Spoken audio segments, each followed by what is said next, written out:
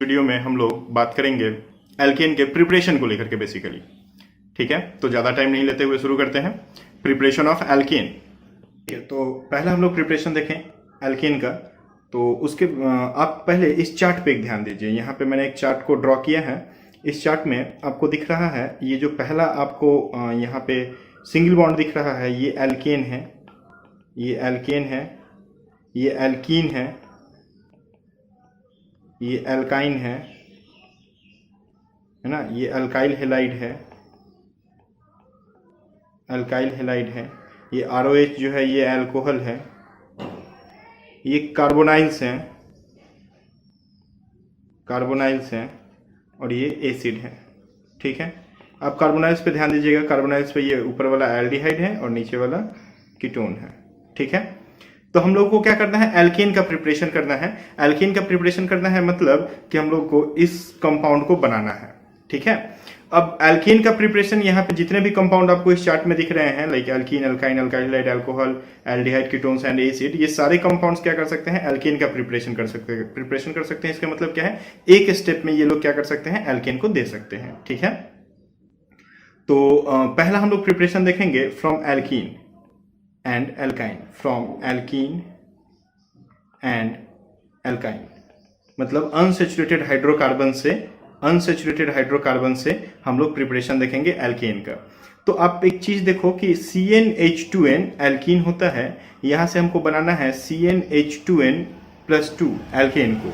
CnH2n-2 alkyne होता है और यहां से हमको बनाना है CnH2n+2 एल्केन को। तो एल्कीन हो या एल्काइन हो,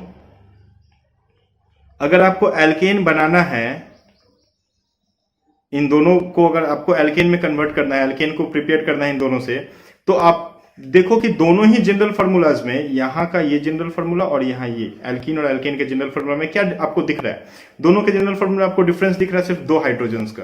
तो अगर हम यहाँ पे हाइड्रोजन को डाल दें, मतलब हाइड्रोजिनेशन करवा दें, तो हाइड्रोजिनेशन अगर हम करवा देंगे तो alkene gets converted to alkane. Alkyne में भी हमको क्या दिख रहा है कि अगर हम यहाँ पे 2H2 डाल दें, 2 एल्काइन डाल देंगे, 2H2 अगर डाल देंगे तो एल्काइन जो होगा वो क्या हो जाएगा, एल्केन में कन्वर्ट हो जाएगा, है ना। मतलब कि एक चीज फिगर आउट हो रहा है यहाँ पे कि एल्केन या एल्कीन या एल्काइन दोनों में से किसी को भी अगर हमको एल्केन में कन्वर्ट करना है तो हमको उसमें क्या डालना है, हमको उसमें हाइड्रोजन डाल देना है, मतलब हाइड्रोजिनेशन करवा देना है। तो कभी भी अगर आपको किसी भी अनसैचुरेटेड हाइड्रोकार्बन में हाइड्रोजिनेशन करवाना है तो आपको कैटलिस्ट यूज करना होगा। आप वहां पे कुछ कैटलिस्ट को यूज कर सकते हैं। तो हम एक स्टेटमेंट यहां पे पहले छोटा सा लिख देते हैं। स्टेटमेंट में रहेगा कि alkene are reduced to alkane by hydrogen by reduced into alkane। ठीक है,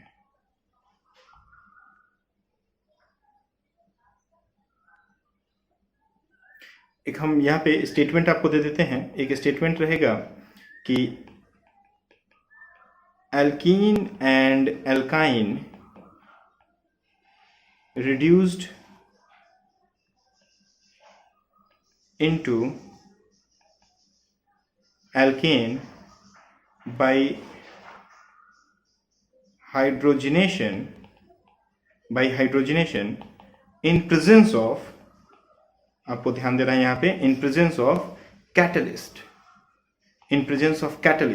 अब कैटलिस्ट के बिना ये रिएक्शन नहीं हो सकता, इसको हम लोग कैटेलिटिक हाइड्रोजनेशन भी कहते हैं। तो कैटलिस्ट आपको यूज करना ही होगा। अब है कि किस तरह का कैटलिस्ट हम यूज कर सकते हैं यहाँ पे।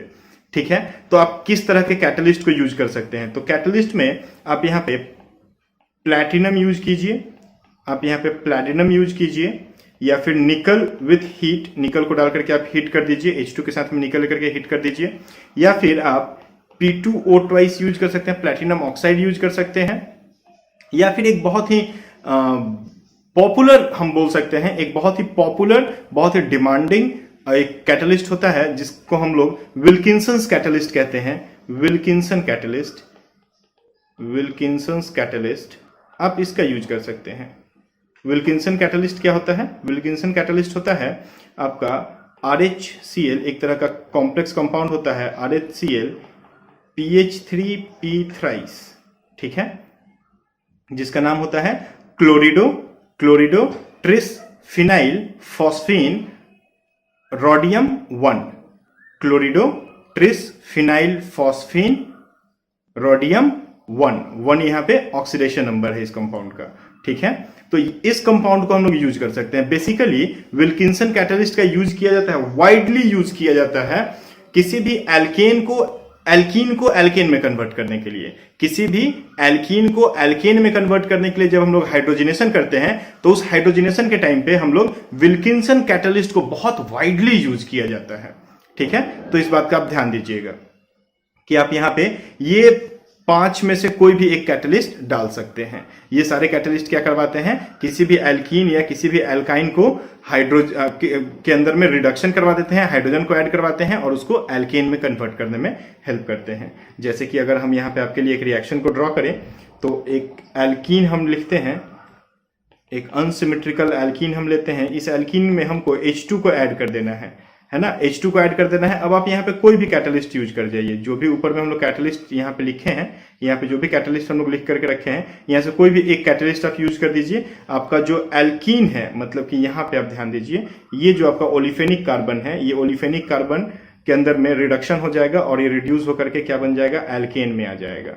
है ना, एल्केन में आ जाएगा, ठीक है। तो ये आपका कुछ इस तरीके का बन के रेडी हो जाएगा, है ना। ये आपका एल्केन बन गया। आप ध्यान दीजिए यहाँ पे, ये देखिए रिडक्शन हो गया। जो हाइलाइटेड पार्ट है वहां पे आपको रिडक्शन दिख रहा होगा, ठीक है। तो रिडक्शन हो गया।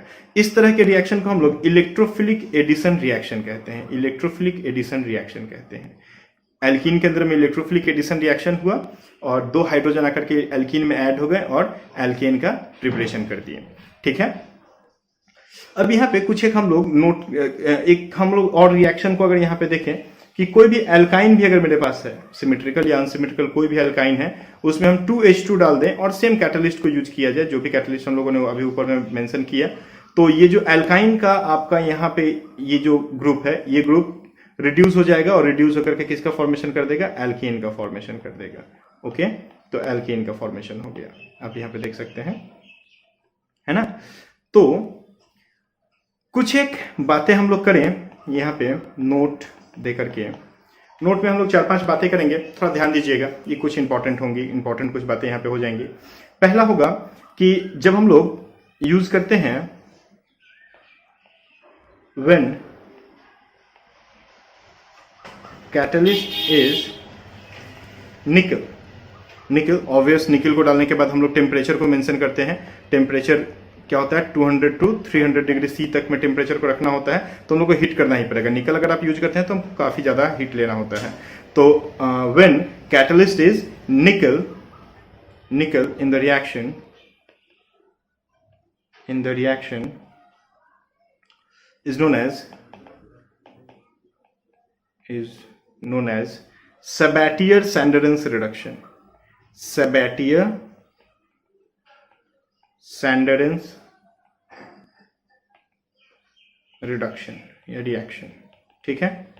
अगर कभी भी हम लोग इस तरह का एक रिएक्शन लेते हैं कि एक एल्कीन हम लोग के पास है और उस एल्कीन में हम लोग H2 को ऐड कर रहे हैं, H2 को जब ऐड कर रहे हैं तो निकल लेकर के हम हीट करते हैं, तो ये जो कैटलिस्ट हमने यूज किया है H2 प्लस निकल, इसको हम लोग क्या बोलते हैं? इसको हम लोग सेबेटियर-सैंडरेंस के नाम से जानते हैं। सेबेटियर-सैंडरेंस रिएक्शन कहते हैं इसको। क्लियर है मेरी बात? क्या हो जाएगा? रिडक्शन हो जाएगा। किसका रिडक्शन हो जाएगा? तो एल्कीन का जो ओलिफेनिक ग्रुप है उसका रिडक्शन हो जाएगा। दोनों ही डबल बॉन्डेड कार्बन पे एक एक हाइड्रोजन आकर के ऐड हो जाएगा, ठीक है। दूसरा हम लोग अगर नोट में बात करें, एक पॉइंट पे, तो दूसरा पॉइंट क्या होगा कि अगर हम लोग प्लैटिनम या प्लैटिनम कैटलिस्ट के जैसा यूज करते हैं तो हम लोग इसको यूज करते हैं at ordinary temperature and pressure. हम लोग ऑर्डिनरी टेम्परेचर या प्रेशर पे यूज कर सकते हैं। थोड़ा सा रूम टेम्परेचर से थोड़ा सा टेम्परेचर को एक्सीड करना होता है और ये रिएक्शन हो जाता है, फिर निकल जितना हीट करने की जरूरत नहीं पड़ती है। थर्ड हम लोग एक बात कर सकते हैं कि रेनी निकल, ये थोड़ा सा ध्यान देना बेटा, ठीक है। रेनी निकल, यहां से क्वेश्चंस आते हैं। रेनी निकल एट रूम टेम्परेचर हम लोग ले सकते हैं कैटलिस्ट के जैसा। रेनी निकल एट रूम टेम्परेचर पे हम लोग ये रिएक्शन करवा सकते हैं। और रेनी निकल क्या होता है ना, रेनी निकल क्या होता है, तो रेनी निकल होता है कि अगर निकल को हम लोग एल्यूमिनियम के साथ में एलॉय बना करके और उसको हम लोग विथ NaOH अगर हीट करें तो हम लोग को रेनी निकल ऑब्टेन होता है। हम यहाँ पे इस चीज को लिख देते हैं कि रेनी निकल इज ऑब्टेन्ड बाय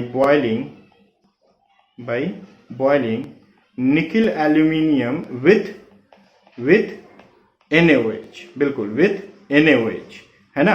तो एल्यूमिनियम जो होता है ये डिसॉल्व कर जाता है। एल्यूमिनियम क्या होता है, एल्यूमिनियम डिसॉल्व कर जाता है और जो निकल होता है ये ऑब्टेन्ड होता है, ये ऑब्टेन्ड होता है और ऑब्टेन्ड इन फाइनली डिवाइडेड स्टेट।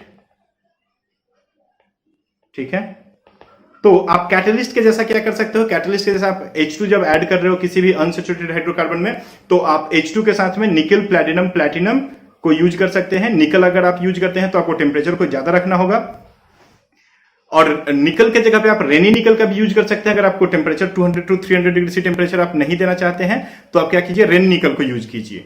ठीक है, तो रेनी निकल को आप रूम टेम्परेचर पे डाल सकते हैं, आपका रिएक्शन हो जाएगा, है ना। ध्यान रखिएगा, रेनी निकल को रूम टेम्परेचर पे हम लोग डाल सकते हैं क्योंकि रेनी निकल ऑलरेडी अपने मॉडर्न स्टेट में चला जाता है यहाँ पे। ठीक है, तो कोई भी एल्कीन या कोई भी एल्काइन आपका जो है वो कन्वर्ट हो जाएगा। यहाँ पे आपको बहुत ज्यादा एक चीज पे ध्यान देना है, वो क्या है, विल्किंसन कैटलिस्ट। मैं फिर से रिपीट कर दे रहा हूं, विल्किंसन कैटलिस्ट।